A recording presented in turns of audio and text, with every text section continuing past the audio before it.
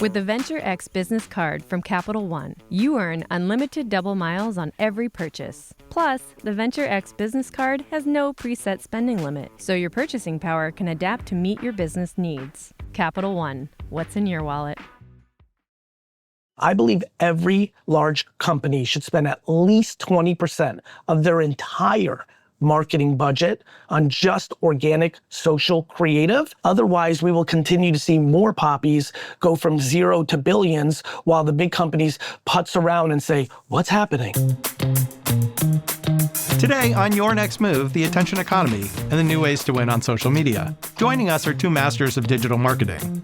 Known to his 44 million followers as Gary Vee, Gary Vaynerchuk started his company in borrowed conference rooms and has grown to 15 offices globally and a reported $209 million in revenue. We're also joined by Allison Ellsworth, founder of Poppi, the modern soda brand that went viral on its way to over 1 million followers. PepsiCo acquired it in 2025 for $1.95 billion. So what is the attention economy, and how can your company dominate it? Gary and Allison are here to discuss their content, their philosophy, and what it means to be authentic now. I'm Mike Hoffman, editor-in-chief of Inc., and welcome to Your Next Move, produced by Inc. and Capital One Business. So hi guys, thanks for being here today. Thanks for having us. Hello. So we're here to talk about the attention economy. It's something that both of you and your companies have mastered. It's something I think a lot of viewers who are founders of companies have questions about. So as we get started, Allison, let's start with you. How would you define the attention economy? What is it and how does it work for companies like yours? The attention economy, I think, can actually be a confusing conversation that people are like, okay, is it my kids on the internet? Do I, as a founder at my company, have to be the face of my company?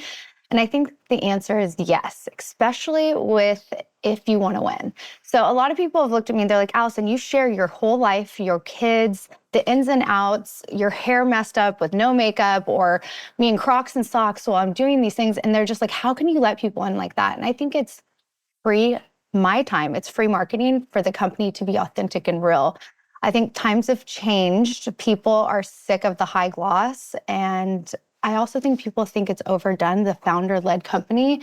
And I don't think it's been done enough, is the real conversation. That's interesting. How do you feel about that, Gary? Do you feel like it's overdone, not done enough, or where do you come down on that? I think tying it into your opening question, I think for humans, for companies, for politicians, for anything, the attention is the asset, right? How can you possibly change someone's mind? How can you possibly sell something unless someone actually hears it or consumes it, right? How you fill that attention, I think can happen a lot of different ways. I agree with Allison. I think there's unlimited opportunity for founders to put themselves in a position to have another weapon in the toolbox to drive their business. However, there are many companies in the Inc. 500 that the founder is not out and about. So there are multiple ways to play the game. I think it's really, for the people that are watching, a self-awareness game where you are in your journey. Some founders may want in their first company to be very out in front. Maybe they make a lot of money and the second time they want to be a little more private. There's a million ways to play it. But I think for me, the attention economy, or the way I think about day trading attention, is I think a lot of people are overpaying to try to get attention. And I think there's a lot of moves to do where you can get attention for a very little price. And that's how I think about it. And so what are some of those moves that you can do for very little price? Well, I think the reason I've been yapping for 15 years about social media is that even as we film this today, it continues to be overall underpriced. Now, you can do it wrong. You can spend $1 million on Facebook ads amplifying a bad piece of creative, and now you just wasted $1 million. But if you play it right, I still think social's incredibly underpriced. I think live social shopping is about to be talked about a ton as an underpriced attention move. I think that long tail influencers, creators, affiliates continues to be underpriced. I think the live streaming ecosystem, the Twitches, the Kicks, are underpriced today because most companies and individuals don't know about it. Overpriced for me are regular television commercials. I think Super Bowl underpriced, regular television commercials overpriced, banner ads on the internet overpriced. So you're kind of looking at it day by day and it changes. I built my original companies on email and on banner ads, by the way, and on Google AdWords, and those things are changing. The LLMs are now here, ChatGPT. AEO, GEO, that's going to be underpriced. So it's a constant moving target. So, Allison, for you, when did you sort of discover, oh, hey, I'm a founder, people are interested in my life, unfiltered? Was that something that were you super active on social even before Poppy, or was that something that developed as the business developed? I was absolutely not on social before Poppy and didn't really even understand it in my personal life. I remember like Facebook came out when I was in high school. You know, you go through college and Instagram with the first. You were an early investor in Facebook? Yeah. I also was not in high school when it came out. That's why I was laughing. Yeah, you were like, little age gap. But no, I think, and then Instagram, like right now trending is all this going back 10 years. And you're seeing all of the Instagram filters. Like the filters were like the new thing. And so I was always like fun and testing it. But when it came to Poppy, I created it in my kitchen to where I was so passionate and desperate to tell as many people as possible. And I kind of had the mentality of like, why not try it? And I think embarrassment is a undervalued emotion. To make a fool of yourself online, I had the ability to just like not care. And I think a lot of people really struggle with that. So for me, I wanted to win. I wanted to share my story. TikTok, we launched Poppy March 2020. TikTok was kind of like, yeah, dancing kids. A lot of brands really weren't playing in the space. And so I spent my nights and weekends personally doing trends and transitions and dancing and doing taco video making and anything I can do. And really what worked was me sitting down one night. I will never forget it. It was a Friday night. I sat down and I just told my story. And I hit post and I woke up and it had 1 million views. We did $100,000 on Amazon that night. And everyone's eyes were opened to, wait, this is a marketing tool for the business. It's not just a platform for dancing kids. And I think that a lot of businesses still don't utilize it the right way. They look at it as a marketing tool and not a brand awareness tool, not a discovery tool, not a like, there's an ROI or you have to have some kind of return. We always saw it as just like a way to build community. And I think that's what we did really good, is building that founder-led community from the grassroots up. And I mean, we've evolved over time. It's not quite the same. I'm not on it as much, which I think all brands do have to evolve, but it was really important in those early days. I think many people worry that they'll have a big post, maybe not 1 million views, but something like that, something that goes a little bit viral, depending on the scale of their business, but then not get that $100,000 in revenue right away. Was there something about that post that you think actually drove revenue? Or how do you connect like the virality of the stuff that you do on social with the actual business results? Well, people look at organic virality and they don't take advantage of it on the paid side. So we took this piece of content that originally connected with our community, and then we put a ton of paid behind it. And for reference, that one video now has 258 million views. I have 3 billion views on TikTok. 1/3 of the platform has seen my face 7 times. And so we took it as a marketing tool. Yes, we went viral. So a lot of people are like, we went viral, we didn't see any sales. Well, people connected with that piece of content. Now utilize it within your 360 marketing tool chest. That I think a lot of people look at virality as like, well, I went viral once, and then you're always chasing that next virality versus rethinking how to use that asset. And then post it again, try it a different way, do a different hook at the beginning. Like I love TikTok, and I always say this with people, is like, no one scrolls down your TikTok feed to see what you posted a month ago. So post the same stuff you posted a month ago. Like nobody cares. It's that embarrassment factor that hold people back from redoing the same thing, talking about the same thing. Just imagine like singers, how sick are singers singing the same song for like 20 years? Hits. The greatest hits, like you almost have to think of it that way. Yeah. I also, just to add, when a piece of creative gets 1 million, 20 million, 40 million views, people are interested in, if there's a buying element, to go buy it. The reason people don't see sales a lot of times off all those views is because their product might not be that interesting to people. They might be overpriced. Their landing page on their website might have too much friction, so we're very fortunate at the size and scale that Vayner plays at. We see 100% unequivocal data that supports when things get organic views at scales, there's a complete and black and white ROI to it. The levels of ROI are predicated on many other factors that have nothing to do with marketing. What's your value proposition after you get people in the door? Yeah, I mean, there's people that go viral and they've got a product and everyone goes to their site and they're like, wait a minute, that's $20 I can buy for 13 somewhere else. So the attention goes there, but the conversion has so many other, the fact that Poppy was not just DTC at that time, where people, another website, another email, that they went to Amazon to get it, where it's very easy for everyone. That has a huge difference. If they were DTC only, I promise you it wouldn't have been $100,000 because there would have been more friction. Whereas with Prime, boop, boop, boop, I'm just gonna add it. Oh, I like her, I'm gonna add it, try a case, try a 6-pack. So people have to understand, like, there's marketing, but then there's so many other parts of business. But if you wanna have the debate of like, do views that are earned. And by the way, a big thing that people don't understand is to get views in social today, it must be relevant. Relevance leads to consideration, and consideration leads to purchase. These algos are built perfectly for what all of us as marketers and salespeople and businesses want to happen, but there are other elements in the conversion cycle. Well, that's interesting. And so obviously Vayner is an agency and the greatest agency of all time. According to my mom. Of course, yeah. Okay. Just want to make sure I want to make sure I source it. Yeah, well, what I wanted to ask is, it's interesting. You've obviously been able to be very online and have a big personality on social, and you're doing that in the service of a service industry and a B2B service industry. And I started a direct-to-consumer wine brand called Empathy and sold that in 18 months to Constellation.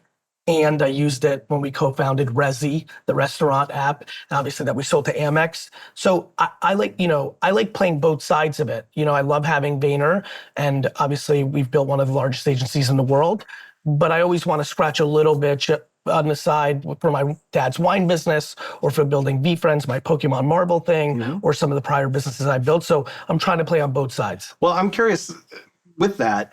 Do you see differences in the way sort of service or business to business companies can market themselves through social, or is it all very similar?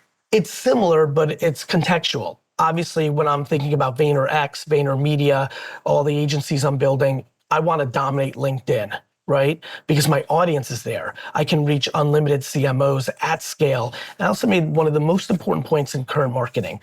Win on organic and then have a paid media understanding. So I can post something about a nuance on live shopping. I can like the way it goes organically, and then I can decide to spend the media dollars targeting CMOs of apparel brands or beauty brands that I think are more conducive to jump on live shopping quicker than maybe an auto company. Understand? So it is similar, and obviously I'm fortunate. I've put 20 years of work in where my personal brand is definitely in a place where I can win B2B business, even on TikTok or Instagram and Facebook. I'm humbled that I think I'm in rarefied air currently, but I do not think I'm an enigma. I think I'm the preview. And I feel like in a decade, many will be playing that kind of game. Oh, that's interesting. I'm sort of curious. So, was there a moment when you were like, oh, my follower count is really growing fast and that's when this is clicking? Was it engagement? What are the metrics that you looked at sort of at the earlier in your careers as you were becoming internet famous? And then what are the metrics you look at today? I think it's by platform. I think with TikTok, we really didn't care so much about our followers because you're on the FYP page, it's discovery, it's brand awareness. And then I think like Instagram, quote unquote, is your website at the end of the day. So you really do want high engagement, education, really see that like real growth, not buying your follower growth, which I think a lot of people get into that cycle. And then I think LinkedIn was a really big piece for us as well, just to be a thought leader in the space. And so I think you're looking at it all the same. Now, as a brand, we have not and yet figured out how to do YouTube. I think it's extremely hard for brands to do long form content and do it well and make it like an actual thing. Because I think people don't realize with YouTube, and I'm sure you can speak to this, is there's so much editing that goes on in the background, the content planning out. It's almost like a whole, you need like multiple people to do it, right? To do the long form content. Yes. It's funny you bring up YouTube. I'm laughing. It's 20 years for me, in 2026. I started in 2006 on YouTube, long form in the wine business. And that's all I did for 5 years. And I fully built my brand in long form YouTube. But then I made a hard transition into the business world. And that was predominantly done on Facebook and Instagram at the time and evolved. Couple things. Following count by the nanosecond is declining as an important metric because now we are living no longer in social media. How many social friends do you have? We are fully in interest media now. The FYP, if you go back to Tumblr, I was Just define interest media. Interest media is posting content, and the content itself is finding people based on them being interested in that kind of content. And if that initial group that is just randomly seeing it, whether they follow you or not, are engaging with that piece of content, it now starts to grow. And the algorithm is trying to see how interesting is this to how many people, and people are the algorithm, right? The audience is actually, there is no algorithm. It's people seeing things and how they act controls it. This is very important. Like if I make a video today about peanut butter, the first small percentage of people are likely to have some relevance towards peanut butter in their actions within that platform.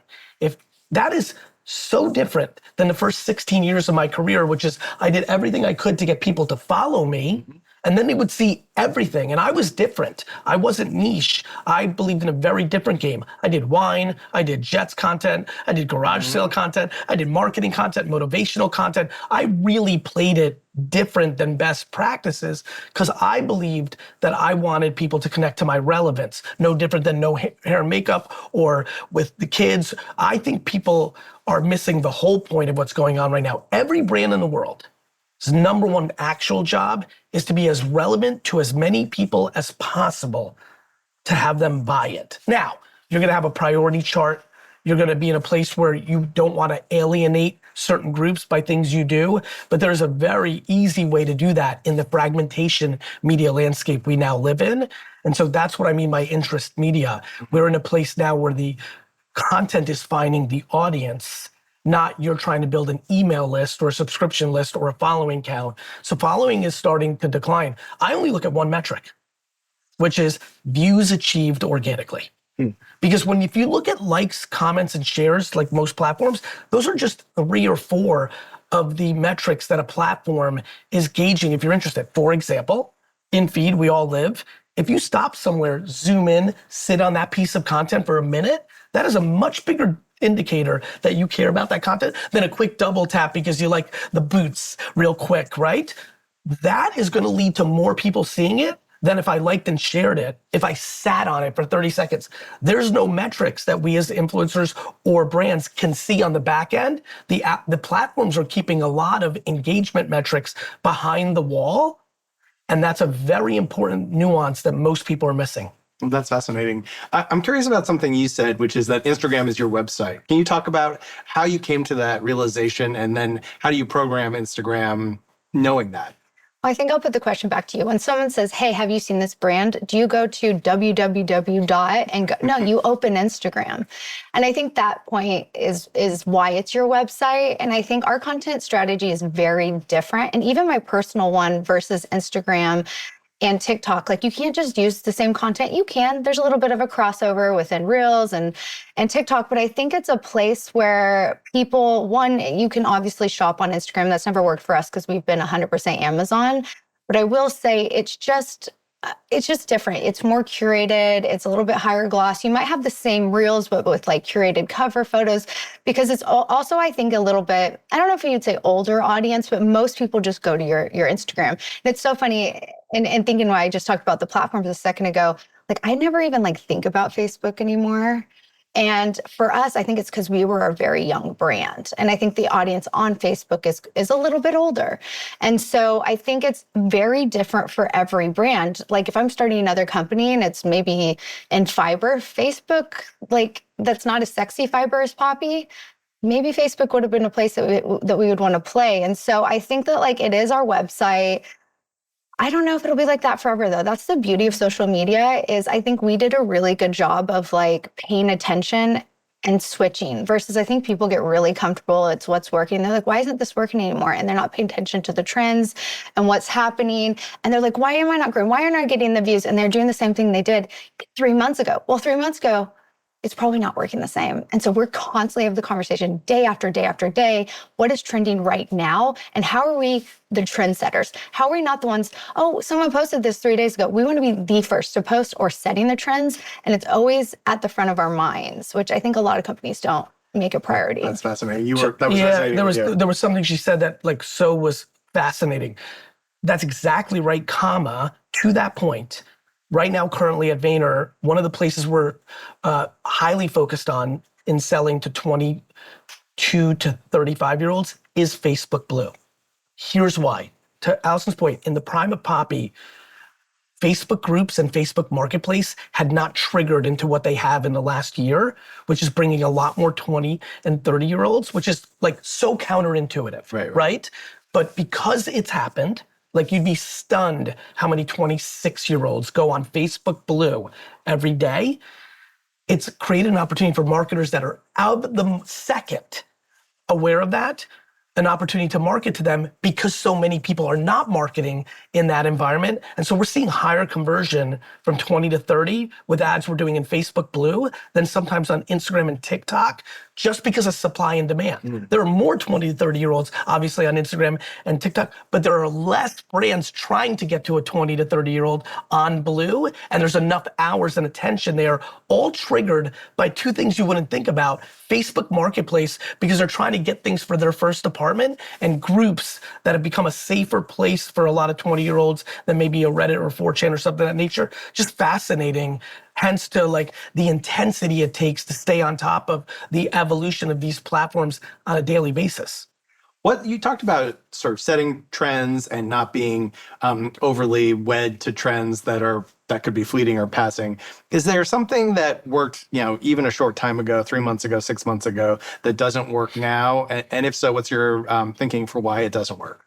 Now, I'd be curious your thoughts on this too, but I feel like the algorithms are consistently changing on all the platforms. One day, static carousels are really trendy, and then reels, and then captions, and then only 5 hashtags now on TikTok, right? So it's like they are always changing, and so it's being aware of those changes, I think. So it's not necessarily that trends, and then also noticing carousels, they worked 3 months ago, doesn't work now. Well, in 3 weeks, let's test it again because it might have changed 3 weeks from now. And so I think it's more of that conversation, not like this didn't trend or whatever. I think like a big trend happening right now is posting what happened in 2016 and posting 10 years ago. Like throwback isn't, like talking about something that happened 10 years ago is not revolutionizing, but it's trending right now. Is it going to probably trend in even 4 days? Probably not. And so I think those pictures are cute. They're cute, and I love it because it's the year we launched Mother Beverage, and it's like 10 years of. It's really cool. So that was a precursor to Poppy. It was, and so it's a little bit special within that trend. But I do think like you can't almost think of it that way, I guess. Yeah, I mean, I think Allison's touching on the right things. Again, brands have this obsession with the academia that they were taught in the 90s of like staying on brand and consistency. And they have this visceral reaction to, I mean, if I hear, hey, Gary, we don't want to be a brand that just follows a trend. I hear that 600 times a week from clients and potential clients. And I ask them, why not? Brands have become so focused on literally the academia of marketing versus being in the trenches of marketing, which is why founders are creating companies that these brands are buying because they're playing a different game. To me, it's a very simple, tried and true, ironically, marketing thing, which is relevance, relevance, relevance. I touched on it earlier. I'm going to touch on it again. And if relevance needs to require for this week only, then you're going to take it because what it leads to is trial. If Poppy does something that I find relevant because I love, American football, and they decided to do something in that space, and that leads me to try their root beer, and then I like that root beer, they've created a real lifetime value customer by making something relevant to me in a nanosecond moment.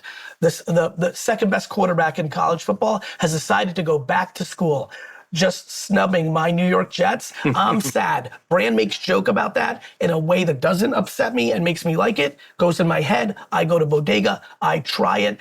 That is real life. Whether it was taught in the 90s pre-internet and social media or not, that is the friction right now on this conversation. I imagine that there are sort of two things that happen in the world. There are companies like yours where the founder is super excited about and aggressive about their own personal brand and social media and having the attention economy being a driver of business. And I wonder what it's like for you managing your teams who might be more anxious, more conservative, need your guidance or your coaching on this kind of thing. And then I imagine there are also a lot of companies where the social team or the marketing team are pushing and the executives are more conservative. And I'm curious, like within your companies, how do you build a culture where the attention economy is something that everyone understands and is excited about and is nimble? Alison, we'll start with you.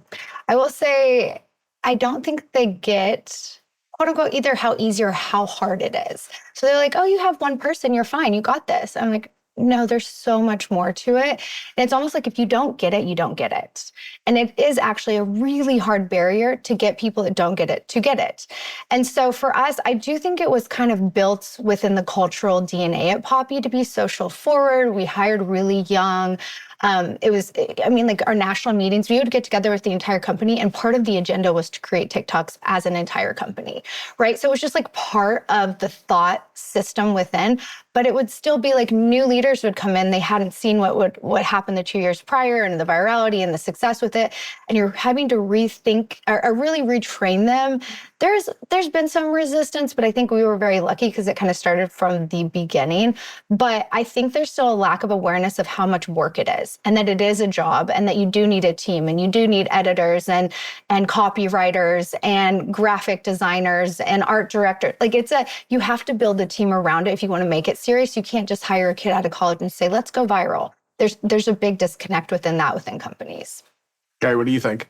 VaynerMedia started in 2009 with one thesis, which was social media was going to easily, and I mean easily, ascend to the most important attention platforms above television, print, radio, outdoor. And so it was religion from day one. Internally, there's little room to be confused on this issue. Mm-hmm. And it's not that hard. Honestly, we don't say like, oh, you're like, it's so not confusing of what we're about, where we're about, and how great we want to be in the game. On the flip side, I think the first 10 years of VaynerMedia, not one client actually wanted to buy what we were selling. I can imagine, yeah. Yet, it is incredible the amount of crap I ate for 15 years, having it misunderstood, having it disrespected. We're talking as recent as 2018, 2020, when amazing companies were on their way to building billion-dollar companies where our clients would spend $500,000 a year on social creative, but be thrilled to spend $3 million on a stunt in the Grand Canyon that 4 people saw. Mm-hmm. So the confusion was extraordinary. By the way, the confusion continues to be extraordinary. How so? Every single Fortune 500, Inc. 5000 company in the world is under-investing in organic social media creative production. All of them. Mm-hmm. Every one of them. So what does that investment look like in a company that gets it? As much money as humanly possible, because the smart ones know that if you make a lot of content, every time you're trying to make it great, let there be no confusion, everyone. This is not spray and pray. This is not throw against the wall and see what sticks. This is every time we're trying to make content that is good. Every time you don't do that. But when it's good, you take working media dollars and you amplify it against it. Right now, we live in a world where working media dollars, the media dollars, are hiding bad creative. Mm-hmm.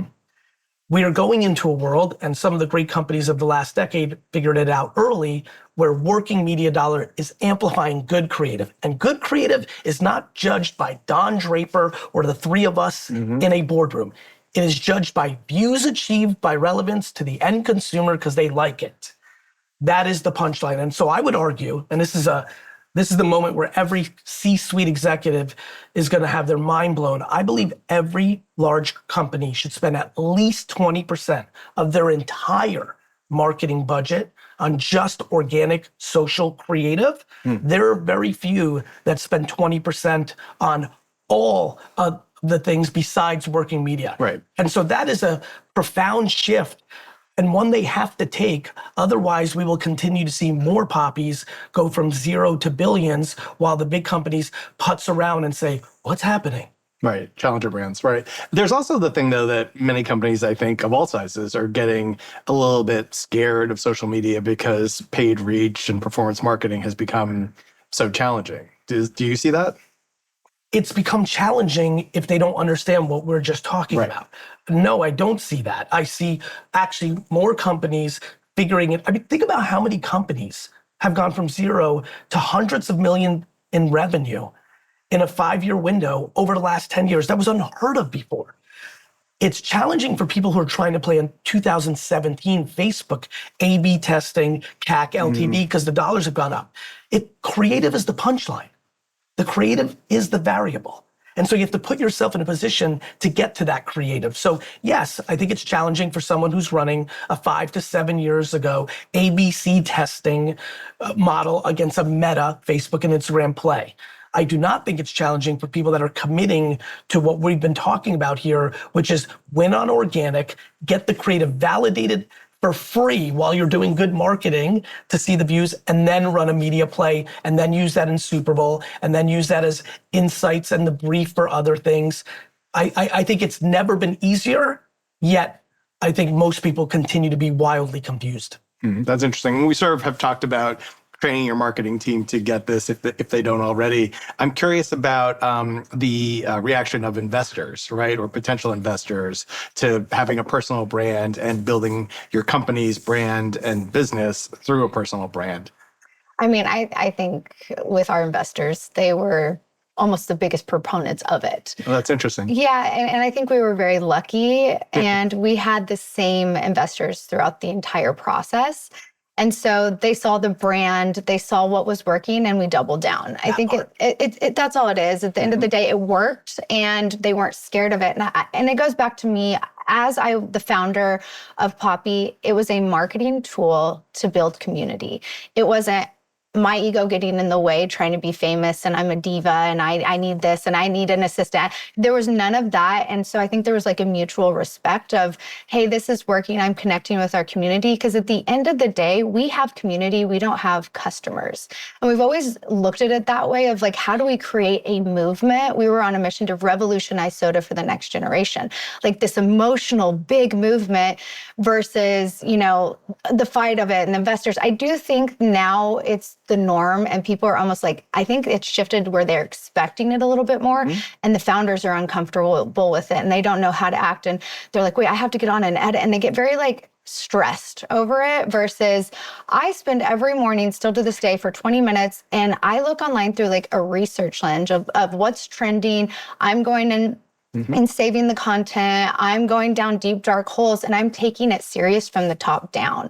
And I think a lot of times, they think it's cute and you're on social media and that's super fun and good job, honey.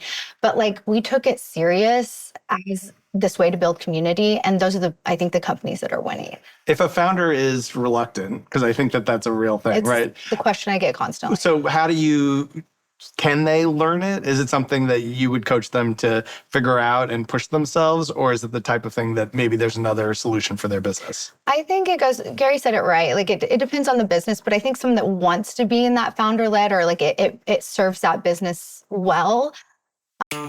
Here's a tip for growing your business. Get the Venture X business card from Capital One and start earning unlimited double miles on every purchase. That's right. With unlimited double miles, the more your business spends, the more miles you earn. Plus, the Venture X business card has no preset spending limit, so your purchasing power can adapt to meet your business needs. The Venture X business card also includes access to over 1,000 airport lounges. Just imagine where the Venture X business card from Capital One can take your business.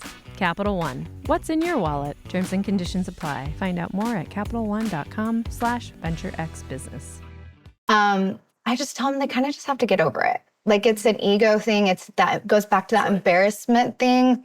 You have to make a fool of yourself. If you're not doing it, your competitor's probably doing it, and they're going to win over you. And so it's this thing of like, do you want to win? And it's almost as simple as that. And then look, if you really cannot do it and it's like a big fear, there's a job where you can hire creators to be the face of your company. And people get really caught up with, well, what if they become the face of my company and they leave and they go somewhere else? The internet probably will forget after about 3 days. Like that's okay too. There's also when the pre-dawn of AI, allowing companies to create their spokespeople. Like State Farm has Jake. Jake's a human. The next version of that in a decade the tech exists now, but I think it will take time for corporate to get ready. But we're really living in consumers to be comfortable with an AI talking to them, because like they said, oh, Allison, we can create you an AI. I'm like, well, I don't think that's authentic to our brand. And it's not quite there yet. Yeah, it is not. However, people are not going to be able to tell. Like, let there be no confusion. In 36 months, the technology will be so advanced, not one human will be able to tell. That's number one. Number two, to your point, the stigma will go away. We all know right now, consumers do not want AI ads or AI stuff, predominantly on a selfish note that people are worried about losing their jobs and all the things that are going on. To remind everybody who's watching, online dating was wildly taboo in 2002. And if you met on Match.com, you told nobody. You made up a story that you met in a bar. So society will continue to move. But to the point, I think, your advice is so right. Like, CEOs living as if they're still in high school and worried about someone making fun of their zit is usually a bad business strategy. You mentioned that the thesis of Vayner at the beginning, right, Yes. was that social media was going to dominate. Yes. And do you feel that way about AI now? And how does the company prepare itself for the future? I think about AI different than social. That's interesting. I view AI more like electricity. I view AI more like the computer. I look at AI more like a mobile device. I look at AI more like oxygen. I actually think the AI conversation for a lot of people is a hair overblown. I think it's one of the most profound technologies of all time. But imagine me saying to you all right now, like, what's your computer strategy? Right. Like, what's your internet strategy? And now, as a little bit of an OG, I remember the conversations of what's your internet strategy in the late 90s, right? Like, that wasn't real yet. So I think of AI more as omni. There is no task, no employee on earth in 5 years that isn't interacting with AI on a daily basis. Social was more a catch-all attention portal, more like the television or radio or the printing press. AI is far more electricity. Are there ways to marry your social strategy to AI or to, Back to electricity. Yeah, back to, again, I'm glad you asked that as a follow-up. AI is electricity, of course. There is no person producing content or running ads I would argue the best players right now we live in a world where AI is part of an everyday function. Even if it's something as mundane as taking notes in meetings to get better insights out of the meeting, it's oxygen, brother. It's just a scary word. I think it's a trending word, and everyone who wants to talk about it. And it's like, I think AI has been around way longer than people even realize. How everybody's used it is, I think that your point, and just saying it simple, is like in the editing software, people using the filters and the face tunes and all of these things. It's just like, it's all around us. The algorithms, the way we run paid, like all of these things, people are using this technology. It's not like AI, big scary AI is coming to get you and take over your marketing.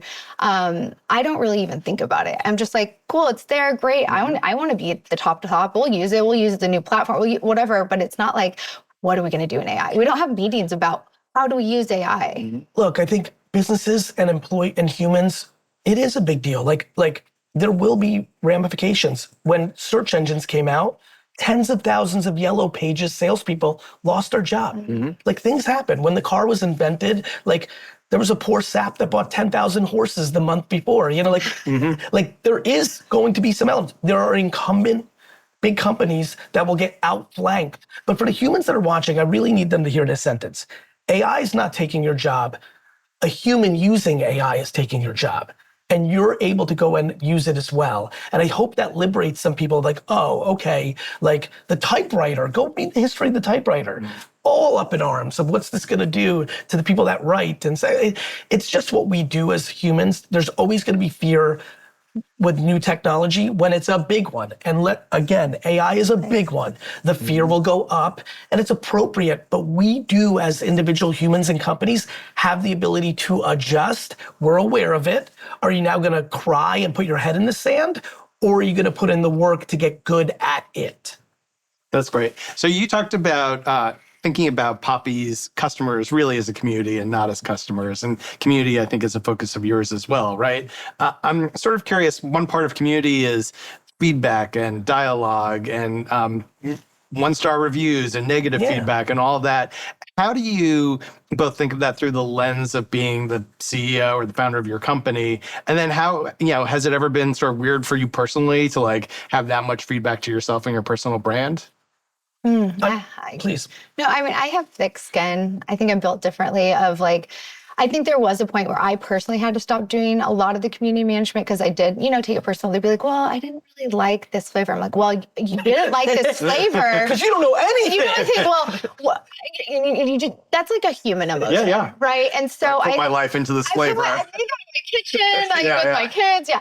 And I think that's a human emotion that, everyone has. Like, no one's gonna say, like, that doesn't bother me. I'm like, yes, of course it affects the way you feel. But I think, like, it is part of doing business. And so I think at Poppi, we took community management very seriously. We've always kept it in-house. We never hired on an agency to be the voice of Poppi within the community. So we have 3 girls, full-time, 24/7, living online, replying to every single comment. We reply to every DM within 24 hours. Wow. We have a customer service in-house guy. He's incredible, Brian. He is on talking to someone, hello@drinkpoppy.com, a real person. We do use Zendesk and some of these platforms. Of course, we're not crazy and like doing all of this, not automated. But the intent. The religion. The relationship, our influencer community, our college community, we own those relationships. So every influencer, we have either DM'd or talked to their agent. We don't, once again, have an agency running our influencer program. Our college program, our ambassador program, thousands of kids. We have 4 people on our college team with relationships with those people. Mm-hmm. And we invest and we hire and keep that in-house because it is the most important asset that we have as our community. I mean, the story of my personal brand is often misunderstood. I will tell you that me replying to every tweet from 2007 to 2011 is how I got here. I wrote a book in 2011 called The Thank You Economy. Mm-hmm. It talked fully about this, which is how on earth are you not replying to every comment and every DM? Why would you not do that? It's the lowest it's incredible. They clearly are interested. To answer your question directly, for me, back to like, I've also really always viewed it as I have to be empathetic and sympathetic. Like maybe they don't like Apple the way I like it, or maybe they didn't like the wine I recommended. That was my early stuff. Or, I mean, especially for me, self-awareness matters. Like, I curse, I'm casual. I mean, I was a business person in 2009 that was like this when that was just not acceptable. Mm-hmm. I was very New Jersey. And for me to not to have the humility to understand why someone would think I was a bozo or things of that nature, or if a client didn't like our services, I didn't default in saying our team stinks, but I needed to hear why. And sometimes they're challenged, but this is just human. And I think the reality is if you don't have the humility, if you don't have the compassion, if you don't have the sympathy, if you don't have the empathy to understand this is how this person actually feels, and then you don't have the critical thinking to dissect, is this a real thing or is that person having a bad day and they're taking it out on you? Well, then you're gonna struggle to succeed. And I've been always detached, completely and utterly detached from the feedback against me as a person, all of my companies and my service company. And I think that's serviced me well. Yeah, I want to ask one question. You mentioned being very New Jersey, and yes. I know you have a wine business in New Jersey. Yes. And actually, one thing I've seen is like from you, I think paid media that's like hyper local, like town by town by town. How did that come about, and how does that work? So clearly, you must live within a 10-mile radius of the wine line. You know it, yeah. Yeah, I mean, I think there's this crop of marketers, and you're looking at 2 of them that have really figured it out. It is scary how effective 5-mile radius to a location. I'm so happy you asked this because I know like a 1-store flower shop owner right now is about to have their business changed. Yep. 5-mile radius to your store, content from your store or your shop, your barber, your beauty salon, like your gym, 5-mile radius, posting organic ads. When something does well organically, running media in a 5-mile radius to drive people in is outperforming direct mail, which I grew up on direct mail. I kind of still weirdly in this world ponder direct mail, but Facebook has proved to me, and I still try direct mail once in a while just to make sure I'm right, but Facebook 1, 3, 5, and even 10, depending on what kind of business you have, mile radius advertising with a call to action to drive into the store is a phenomenal wildly successful model, and that's why you keep seeing it. Because we're, I'm gonna, like Allison, I'm gonna try things constantly. But if they're not working, earlier when she was talking to investors and I said this, investors just look at the results. They were supportive because it was working. Again, this is my push on corporate. Corporate marketers look at reports in academia. And this is real, friends. They're not looking at the results as much as you would think because they can't make the connection. Media is separate from the creative. They don't control where it's sold. But to answer your question, it's because it is the most effective marketing and it's transformed my father's wine store. Wow, that's great. So obviously the name of the show is Your Next Move. And so for our final question of the session, Allison, what is your next move? We were just talking about this. So, we did sell the company to Pepsi. Congratulations. Yes, thank you. And I am hungry for what's next. So definitely stay tuned, but working on my next project, and I will be doing another product. So terrific. And Gary, what's your next move? Continued world domination is on the docket. I want 8.3 billion people to know who I am and the companies that I support. And to the point of today, I'm actually writing a new book called The Individual Empire.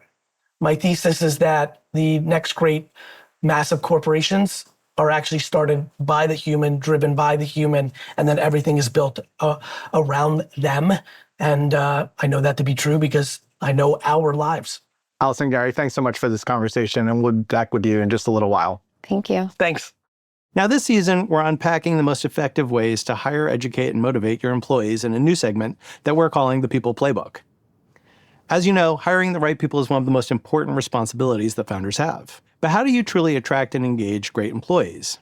We're happy to have April Arnold, Director of HR Business Cards and Payments at Capital One, here to discuss how you can figure out the hiring equation. Welcome, April. Thanks so much. I'm excited to be here. So what separates companies that attract elite talent from those that attract only available candidates? Exceptional employees became that way because they've been strategic about their careers. They're looking for a few key things from prospective employers. Compensation is important, but it's not the top factor. Gallup research found that top performers want to know that they'll be trusted to do what they do best, first and foremost. In addition, they want work-life balance and an emphasis on their well-being, as well as stability and job security. These factors all ranked before salary. Strong talent looks for companies with a great employer brand and leadership vision. They want employers that can give them a healthy workplace culture where they can do meaningful work. A lot of people today talk about the concept of an employer brand. So what makes for a good employer brand? Well, like a product brand, an employer brand gives you an immediate understanding of the employer's values and priorities. It's shorthand that helps prospective employees understand if the mission, vision, and values are a good fit. An employer brand is rooted in the workplace culture and should be communicated through every touch point with prospective candidates. Tell the world what your company and team stand for in your job ads, on your website, through social media, and during the interview process. So when it comes to hiring outcomes, what actions can have the biggest impact? Look at why the top candidates have declined offers recently. You might find areas where the recruitment process needs to be improved. Track the process as well. How long does your hiring process take? Is your team giving timely feedback along the way? Some teams lose candidates because other employers make decisions faster or communicate better. Ask yourself, are your recruiters and hiring managers well prepared, ready to ask and answer smart questions? They're the ones selling your company to prospective hires, so they need to make a great impression. And what are some new and strategic ways to help keep the talent pipeline full? Well, first, ask employees for referrals. Candidates referred by employees are more likely to receive and accept an offer. They're also more likely to stay longer. Developing talent from within helps you retain employees by offering career advancement opportunities and also helps you ensure that you have more options when the time comes to fill roles. Develop relationships with talent sources like education career services, industry association personnel. These contacts can help you reach specific talent quickly.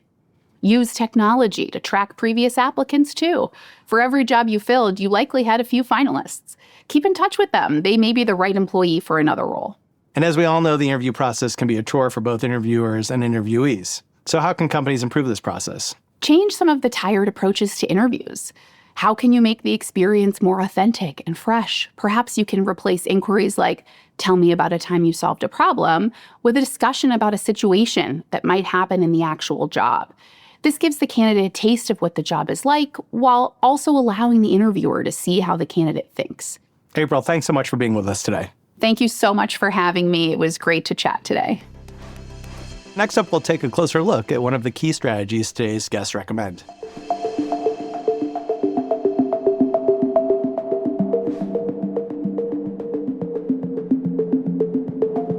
Thanks, Mike. I'm Rebecca Dushinsky here with Rita McGrath for a conversation on how to define a successful social media strategy in the attention economy. Welcome, Rita. Pleasure to be here. For a company like Poppy, we saw Allison had great success on social media, particularly TikTok. What lessons should other founders draw from that about how they can kind of capitalize on this space? Well, I think she's got a great product and really believes in it, which is very clear. But she's also very engaging as a person, so she's not afraid to show up with, messy hair and here's my kitchen and here's I just got up and, whatever. And so I think there's a real authenticity that comes with that a lot of more corporate types just don't have. I remember once I was critiquing some social media that was done by a big corporation I was working with, and they had posted something, I think it was on Twitter at the time, so this is going back a while, and they had some statement and then a little copyright sign next to it on social media. Wow. Talk about inauthentic. Yeah. I'm curious to hear more about if you think that there are any common mistakes that entrepreneurs are making on social media, maybe when it comes to building their brand strategy or things that they might be overlooking that could be a very easy win for them.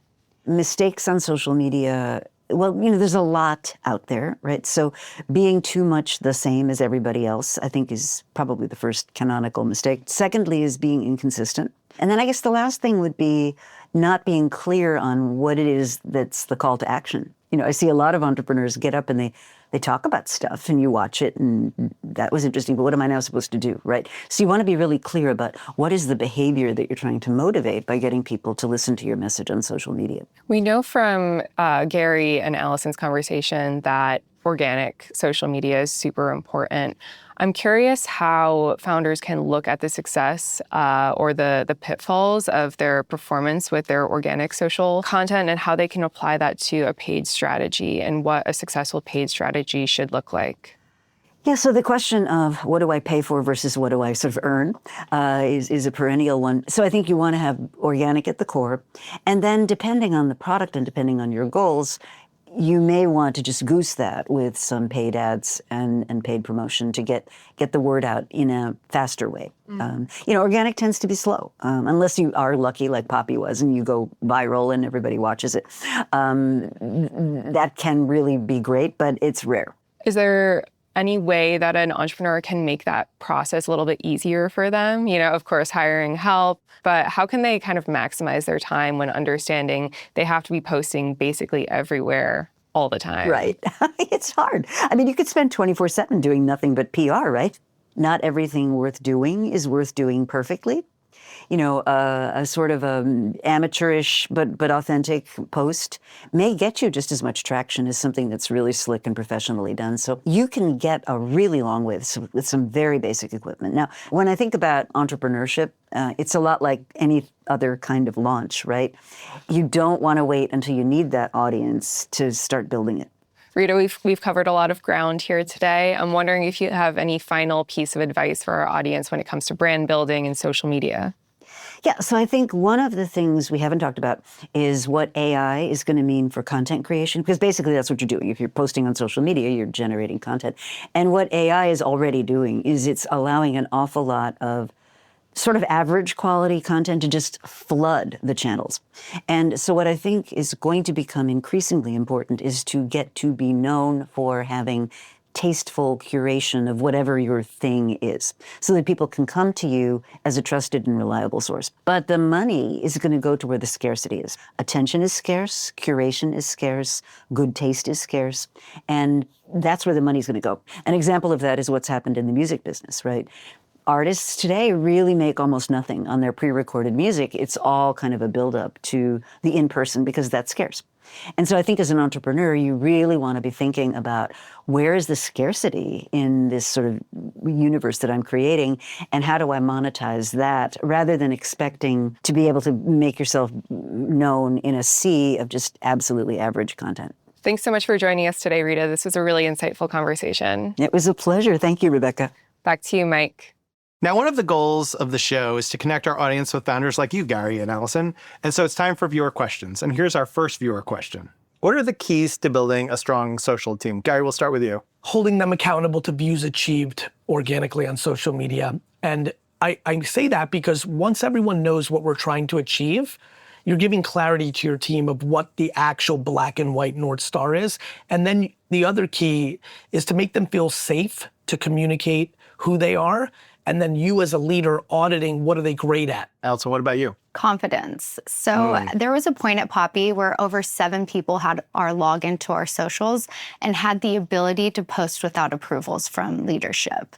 And that was confidence in them knowing what was trending, moving at the speed of culture, and confidence that they also know what won't get us canceled. So our next viewer question is, as your business scales, how are you thinking about evolving your brand's voice to increase your audience? Allison, we'll start with you. I think you can't do what worked in the past. I live by the 80-20 rule.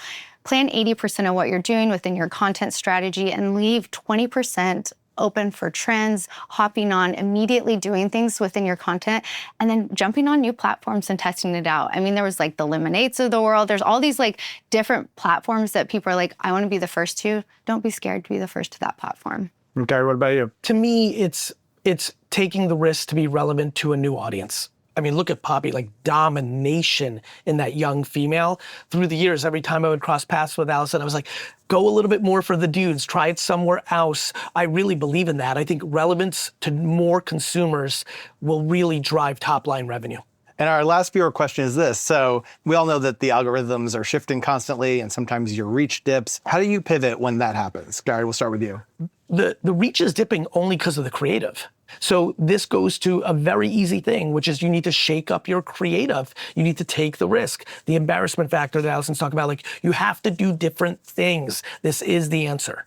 100% agree. Couldn't say it more. I think on top of it, you might have to go back to the basics. So sometimes what worked really early in the beginning and just like toning it back to, I think is something people don't look at. They've learned and they're chasing the next virality and they're going bigger and they're like sometimes just stepping back and like for us talking about, hey, this is Poppy, it has 5 grams of sugar and it tastes good. And then all of a sudden we'd blow up again. And it's like, don't forget that kind of just realism within your content as well. Gary Vaynerchuk of VaynerX and VaynerMedia, and Allison Ellsworth of Poppy, thanks so much for being here today. Thank you. Thanks for having us. And thank you for watching. We hope today's conversation gave you a fresh perspective on creating community and what it truly means to be a social-first brand. So join us next time for more industry experts, candid conversations, and the strategies you need to make your next move. I'm Mike Hoffman, Editor-in-Chief of Inc. Thanks for watching, and we'll see you next time.